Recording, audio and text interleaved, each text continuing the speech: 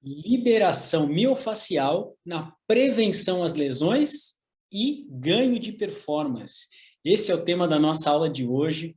Seja muito bem-vinda, seja muito bem-vindo a mais uma aula. Personal trainer que está buscando ser um especialista do movimento, que é aquele personal que previne as lesões e ganha performance eficientemente.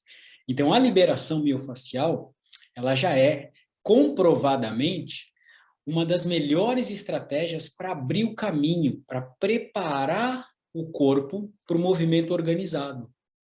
Por quê? Porque as aderências miofaciais, quando o tecido miofacial não está saudável, ele está aderido à musculatura, ele prejudica a função, porque ele não permite que a contração muscular seja eficiente, porque essa miofáscia está grudada na musculatura. Ele não permite que o treino de flexibilidade seja eficiente. Então, quando você entra com essa estratégia de remover essas aderências, você consegue melhorar o movimento, prevenir as lesões e, consequentemente, ganhar performance de forma muito mais eficiente. Então, para que você possa entender essas estratégias que podem fazer tanta diferença na sua carreira como personal, que é um grande diferencial, poder aplicar isso com o seu aluno, para que você compreenda bem, eu vou compartilhar minha tela, que aí você pode entender de uma forma bem didática como que tudo isso ocorre, tá bom? Arrumei algumas imagens aqui do tecido, né, miofacial ali, representando algumas atividades esportivas. E aí, o que nós vamos falar hoje? Hoje nós vamos falar sobre características do tecido miofacial. Vocês vão conhecer um pouco da linha miofacial superficial posterior e anterior. Nós vamos falar sobre a identificação de algumas disfunções e aderências e vamos falar um pouquinho também sobre as técnicas de liberação miofacial, tá bom? Então, vocês vão ver aqui, consegui essa imagem ali do tecido miofacial num tabuleiro de xadrez, porque o especialista do movimento, o personal que quer ter uma visão avançada de treinamento, precisa expandir o conhecimento e poder traçar uma estratégia de treinamento que faça diferença.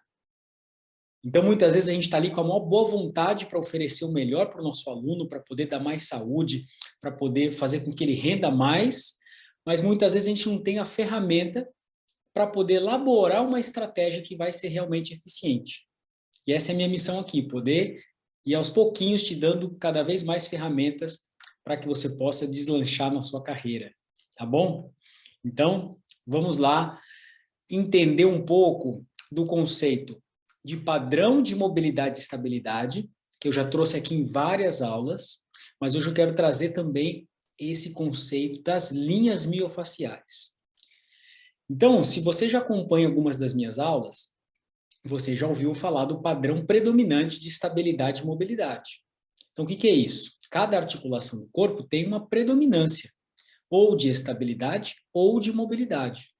E a gente precisa avaliar para ver se o nosso aluno tem estabilidade onde precisa ter e se ele tem mobilidade onde precisa ter. Se algum desses padrões está disfuncional, como vocês podem ver aqui nessa imagem da esquerda, o pé com estabilidade, tornozelo mobilidade, joelho estabilidade, quadril mobilidade, sempre alternado por segmento, se algum desses padrões está disfuncional, ele vai comprometer todo o sistema. Vai comprometer não só a própria articulação, mas principalmente a articulação que está acima e abaixo. Então, é muito importante a gente poder identificar o que não está funcional, o que não está funcionando bem, para poder restaurar a função para que o sistema funcione melhor. Porque uma articulação que esteja disfuncional vai interferir nas outras articulações também. E quando a gente fala de linha miofacial, e esse conceito de linha veio do Tom Myers. O Tom Myers é um anatomista das fáscias. E ele tem o famoso livro Trilhos Anatômicos. Então, a minha formação em liberação miofacial é com a escola do Tom Myers. E o Tom Myers, ele foi um aluno da Ida Rolf, que foi a precursora da liberação miofacial, do famoso Rolfing, que é uma técnica maravilhosa de extensionamento e abertura das linhas miofaciais. Então, quando o Tom Myers fala de linhas miofaciais ou de trilhos miofaciais, mas a gente pode chamar também de cadeias miofaciais, ele conseguiu, de uma forma anatômica mesmo, ali porque ele é um anatomista, mostrar como essas linhas miofaciais transferem tensão. Então, quando eu penso numa linha miofacial de uma forma integral e entendo todo o caminho dessa linha miofacial, eu consigo entender que ela vai interferir por todo esse caminho. Então, se eu tiver aderências miofaciais em algumas das partes dessa linha, isso vai interferir também em outras regiões. Então, muitas vezes a gente vem com aquele conceito de pensar assim, mas tudo está integrado no corpo. Tudo está integrado, né? Agora, a gente precisa compreender, que é aquele jogo de xadrez que eu mostrei ali, o que está conectado a quê. Isso faz toda a diferença.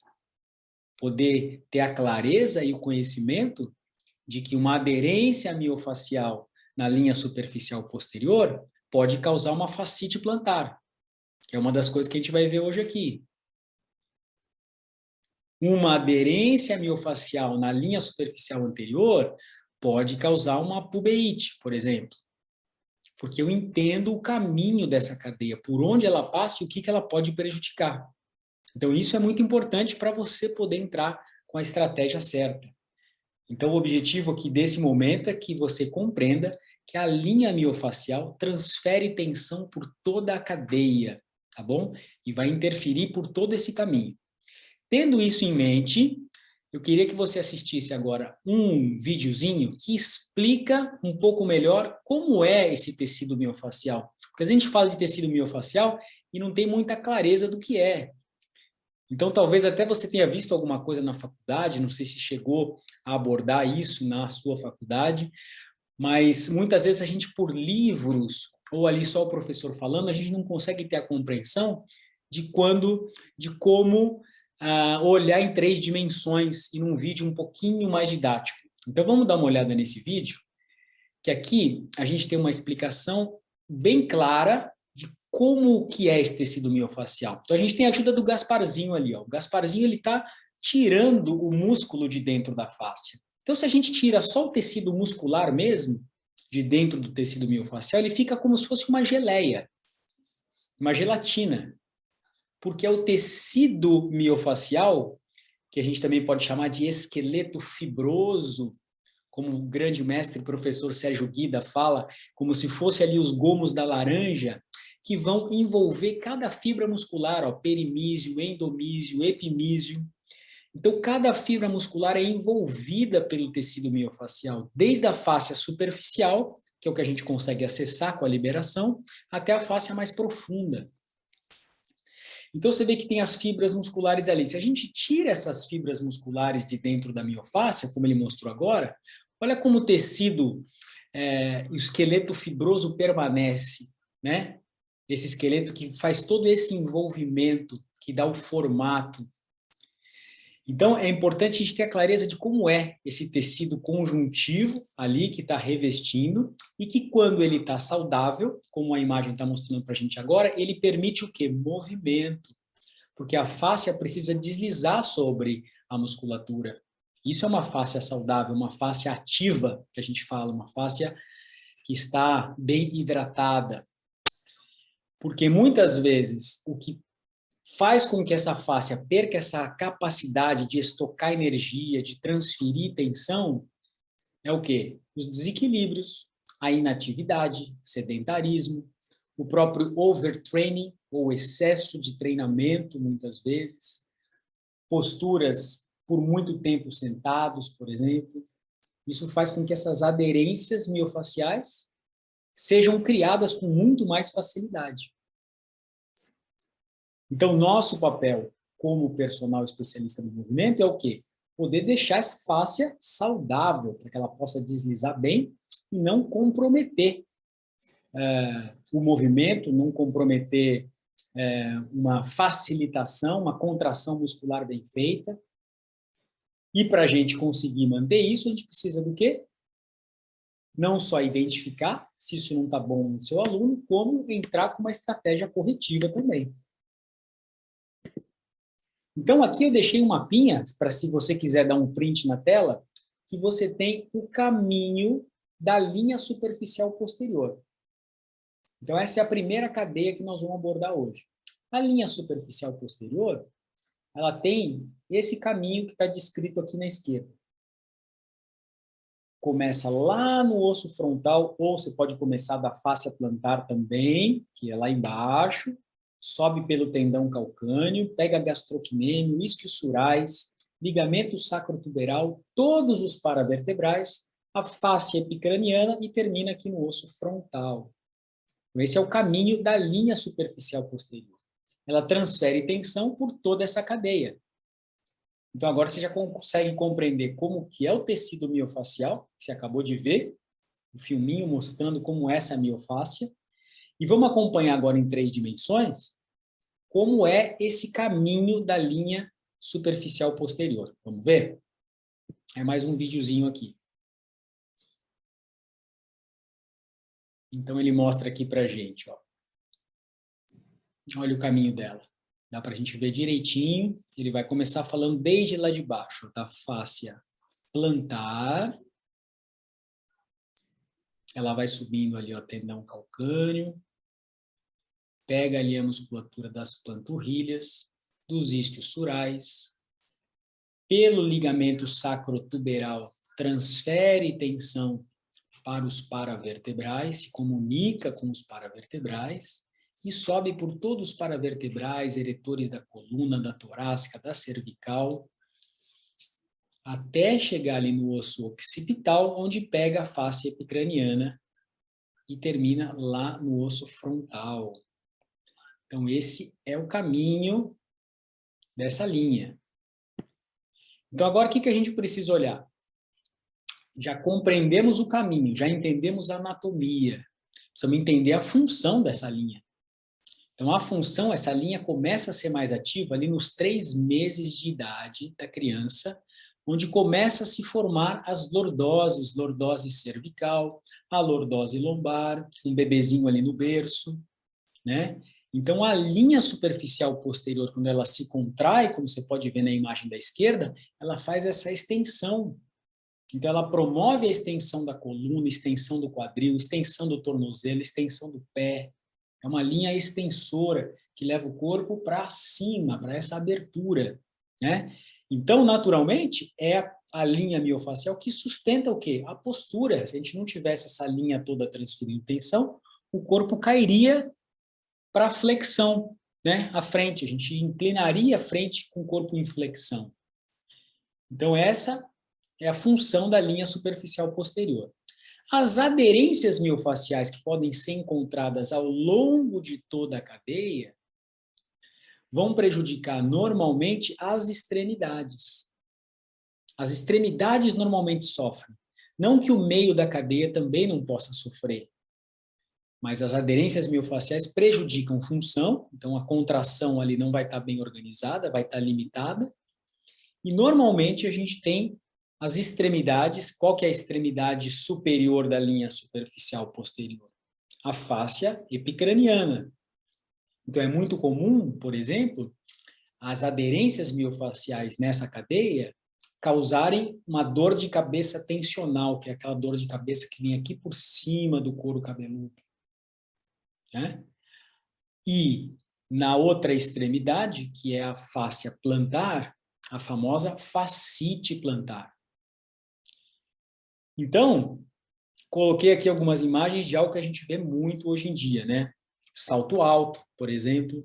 O que ele faz? Deixa o pé, o tornozelo, numa posição ali de flexão plantar, aonde vai deixar esse tecido em encurtamento. Então, a gente tem aqui até o efeito arco de corda, né? Tem aqui esse arco e flecha, mostrando que a corda do arco e flecha é o tecido miofacial. A flecha é o calcâneo, o osso calcâneo que está aqui. Então, se esse tecido miofacial está muito tenso e aderido, essa corda, né, que é o tecido miofacial, vai ter mais tensão e vai empurrar esse calcâneo nessa direção. Essa imagem aqui é uma imagem do Anatomy Trends, tá? Do Tom Myers. Então, quando eu tenho essa tensão aqui exacerbada nessa linha e nessa parte posterior do calcânio, é comum até que a gente veja uma diminuição do espaço aqui para o calcânio. Estão vendo que essa imagem aqui da direita, parece que a aluna tem menos calcanhar do que essa daqui? Aqui parece que tem 1/3 quase de calcanhar, né? Comparado ao pé, se dividir o pé em 3 aqui, a gente tem 1/3 proporcional aqui, praticamente, né? Aqui é bem menos, ó, tem um pouquinho só de calcanhar.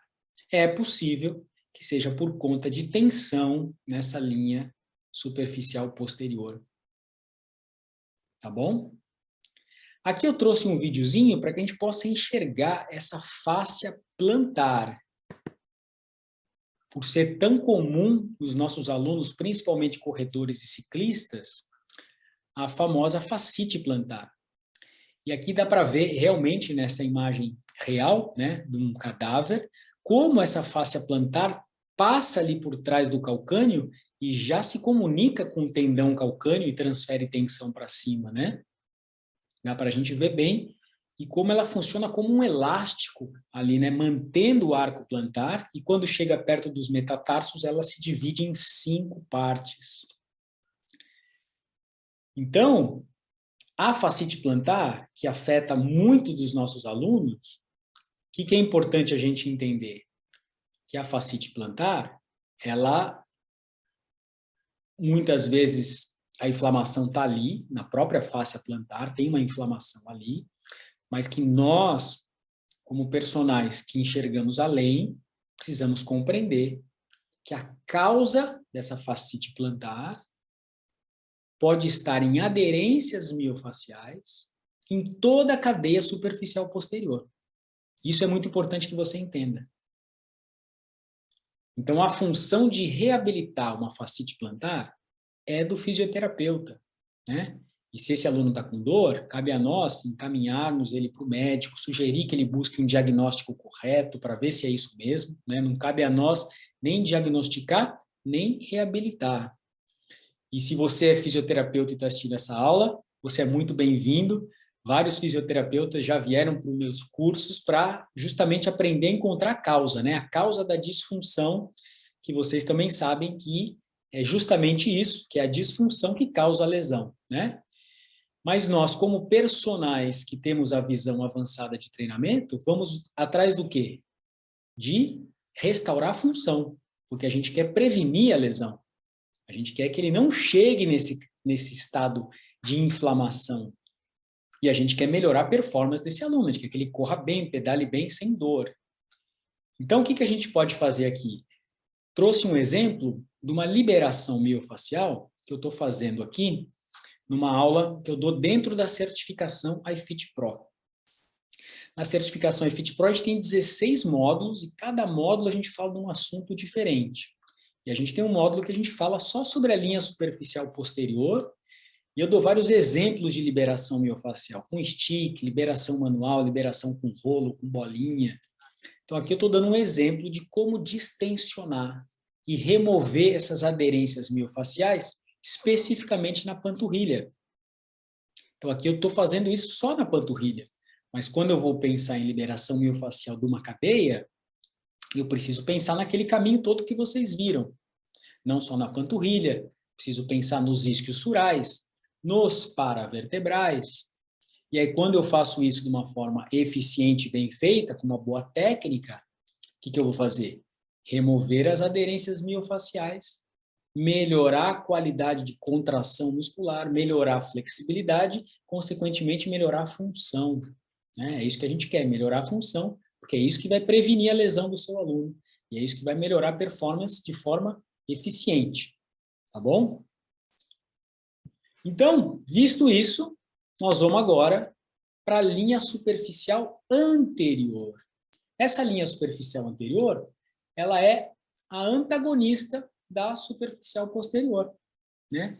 Então, a anterior, qual que é o caminho da anterior? Ela começa na fáscia do couro cabeludo, pega o esternocleido, desce aqui pela fáscia external, se liga ao reto do abdômen e vai até a sínfise púbica. De lá, da espinha ilíaca anterosuperior, ela desce pelo reto femoral, pega o tendão patelar, tibial anterior e extensor dos dedos. Tá? Ela faz essa função oposta à linha superficial posterior. Vamos dar uma olhada nela naquele filminho em 3 dimensões, para você entender melhor? Aqui a gente consegue enxergar bem todo o caminho da linha superficial anterior. Ela começa ali na fáscia do couro cabeludo, pega o processo mastoide, o esternocleidomastoide, desce pela fáscia external, chega ao reto abdominal, desce até a sínfise púbica, e depois da espinha ilíaca antero-inferior, desce ali pelo reto femoral até o tendão patelar, que se comunica ali com o tibial anterior, até os extensores longo e curto dos dedos. Então aqui, vamos também entender, agora que você já viu a anatomia dessa linha, vamos entender qual é a função. Então a função da linha superficial anterior, e essa imagem da esquerda mostra bem que a prancha, a famosa prancha, é um dos melhores exercícios para trabalhar essa linha superficial anterior. É um exemplo claro de como eu coloco toda a linha para trabalhar. Então, a prancha não é um exercício só abdominal, né? Eu tenho a força abdominal ali, eu tenho o reto abdominal trabalhando. Mas quem mais está trabalhando ali? Musculatura do quadríceps, para manter o joelho estendido. Musculatura do tibial anterior, para manter o pé em flexão dorsal. Os extensores curtos e longos dos dedos, para toda essa manutenção. Então, a prancha é um exemplo claro de ativação da linha superficial anterior, e essa linha tem essa função de sustentar e proteger a parte anterior do corpo. Então, quando a gente contrai toda a linha, o que ela faz? Flexão da coluna, flexão dos quadris, flexão dos tornozelos, pés e a extensão dos joelhos. Tá bom? Então, a gente também precisa olhar para as aderências miofaciais que podem ocorrer nessa linha. Lembra que eu falei que normalmente as extremidades sofrem? Então, se eu tiver aderências miofaciais por toda a linha superficial anterior, seja lá no reto femoral do quadríceps, seja no reto abdominal, seja no tibial anterior, ele vai, por exemplo, prejudicar a flexão plantar, que é esse movimento da direita que vocês estão vendo. O aluno perde essa capacidade de flexão plantar. Já viram aqueles alunos que não conseguem flexionar? Parece que o pé fica sempre, né, em flexão dorsal. Então, a extremidade sofre, perde movimento ali. Se ele perde movimento, ele perde função, né? Começa a arrastar o pé, perde qualidade de contração. E a gente tem também no esternocleido, quando as fáscias estão muito aderidas por toda a cadeia, a extremidade pode gerar essa anteriorização da cabeça. Porque o encurtamento do esternocleido gera essa anteriorização da cabeça, como vocês podem ver aqui. Tá certo? Essas são as extremidades, então. Então, eu trouxe aqui agora um exemplo de liberação miofacial no quadríceps, que faz parte dessa linha superficial anterior.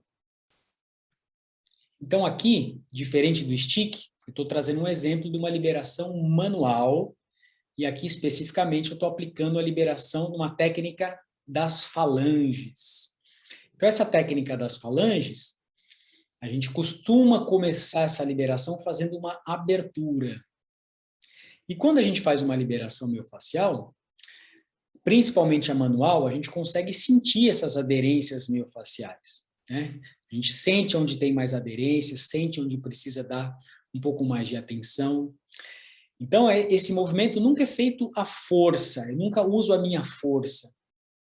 A gente usa uma técnica que a gente chama de engatar ao nível de resistência, e se a fáscia permite, a gente consegue fazer essa liberação miofacial. É a fáscia que vai permitir o movimento ou não.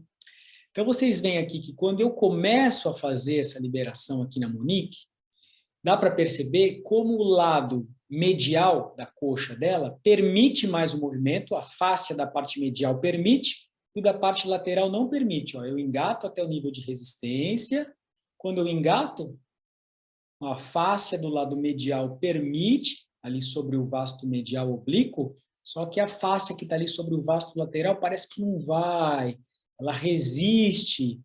Por quê? Porque tem mais aderência miofacial na parte lateral. Então, aqui seria o caso de poder dar um pouquinho mais de atenção para a parte lateral. Já começo a perceber onde estão as aderências miofaciais. E isso é muito comum, né? Porque a gente sabe que na parte lateral da coxa tem ali todo o trato iliotibial que deita sobre o vasto lateral. Então, é mais comum mesmo que haja mais aderência miofacial na parte lateral. Então, encerrando aqui os slides, a ideia dessa aula era trazer para você esse conceito do tecido miofacial, que você pudesse compreender de uma forma ampla e clara e didática. Eu espero muito que tenha feito sentido para você. Se fez sentido, você gostou e aproveitou de alguma forma essa aula, conta para mim aqui nos comentários, que é muito importante para mim esse feedback. Eu te agradeço pela presença em mais uma aula, por estar aqui comigo. Gratidão e nos vemos numa próxima aula.